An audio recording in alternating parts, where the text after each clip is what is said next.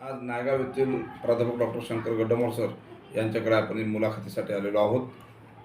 गड्डमोर sir हे गेली 32 वर्ष शरदचंद्र महाविद्यालयामध्ये त्यांनी सेवा केलेली आहे आणि त्यांनी अनेक सामाजिक चळवळीमध्ये अनेक वर्षापासूनही काम करतात. चांगल्या पद्धतीने सामाजिक चळवळीत काम करतात. तर त्यांच्याकडे आपण आरक्षणाच्या संदर्भामध्ये काही प्रश्न आहेत, हे प्रश्न विचारण्यासाठी त्यांच्याकडे आलेलो आहोत सामाजिक चळवळीमध्ये काम करताना. तर नमस्कार सर. नमस्कार.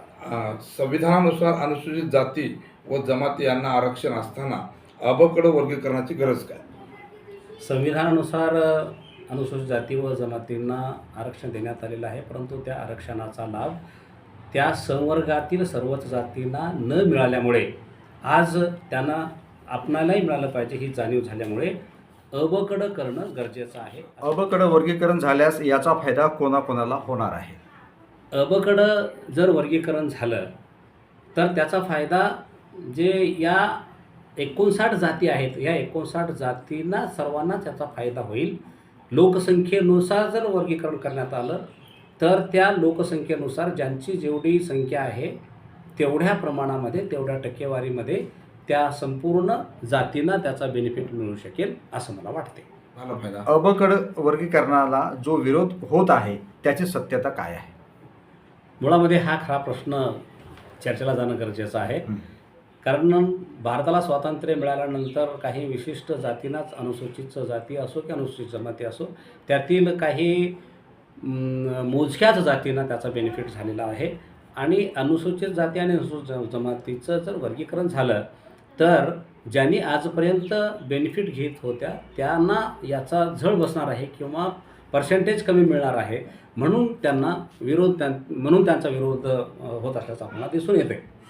जसे की अनुसूचित जातीसाठी 13% रिझर्वेशन आहे आणि 13% रिझर्वेशनमध्ये एकूण 59 जाती आहेत.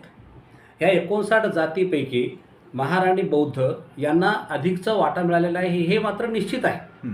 ही आकडेवारी जरी आपल्याला प्रत्यक्षामध्ये दिसून आली नाही, त्याची गणना झाली नसली तरी परंतु त्यांना मिळालेलं आहे. ते शिक्षण घेतलेलं आहे, त्यांना मिळालेलं आहे. राहिला प्रश्न बाकीच्या लोकांनी शिक्षण का घेऊ नये असं त्यांचं म्हणणं असते, परंतु ओपनमध्ये देखील आजही अशा प्रकारची माणसं आहेत की ब्राह्मण सोडलं तर बाकीच्या सगळ्या लोकांना शिक्षणाच्या संधी मिळालेल्या नाहीत.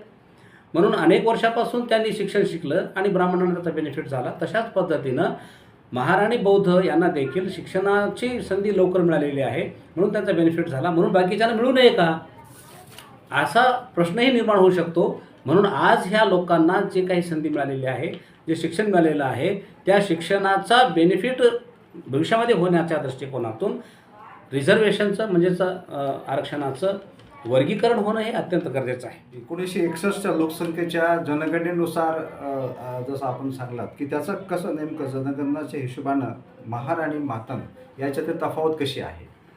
1961मध्ये जी जनगणना झालेली आहे ती जनगणना अनुसूचित जातीची आणि अनुसूचित जमातीचीच जातीय जनगणना झालेली आहे. या जातीय जनगणनेनुसार महार आणि बौद्ध यांची लोकसंख्या आहे 33.94 एवढी टक्केवारी होती. मातंग आणि मांग यांची लोकसंख्येची टक्केवारी 30.99 एवढी टक्केवारी होती. तर चर्मकार समाजाची 23.74 ही टक्केवारी होती. आणि ह्या टक्केवारीनुसारच जर रिझर्वेशनचं वर्गीकरण झालं तर त्यांना बेनिफिट होऊ शकते. आणि ही टक्केवारी जशाच्या तशीच आपणाला आजही गृहीत धरावी लागते. कारण का कोणत्याही समाजाची, कोणत्याही जातीची लोकसंख्या यापेक्षा कमी झालेली नाही. त्यांचं जन्म आणि मृत्यूचं प्रमाण देखील सारखंच आहे. त्याच्यामुळं 30 टक्केवारी आज महत्त्वाची आहे. आणि त्यानुसार जर वर्गीकरण झालं तर महार समाजांना 4.41 एवढी म्हणजे त्यांना रिझर्वेशन मिळू शकते. मातंग समाजाला 4.02 एवढी टक्केवारी मिळू शकते. चर्मकार समाजांना 3.08 एवढी त्यांना टक्केवारी मिळू शकते. आणि इतर जे उर्वरित लहान लहान जे काही जाती आहेत त्यांना 0.97, ज्यांची लोकसंख्या 7.47 एवढी लोकसंख्या त्यांची आहे, त्यांना मात्र जवळपास 1 टक्केवारी त्यांना मिळू शकते. हे समान न्याय त्यांना मिळू शकतो. कारण समान संधी आणि समान दर्जा हे भारतीय लोकशाहीचं सगळ्यात मोठं महत्त्वाचं पाऊल आहे जे प्रास्ताविकामध्ये आहे.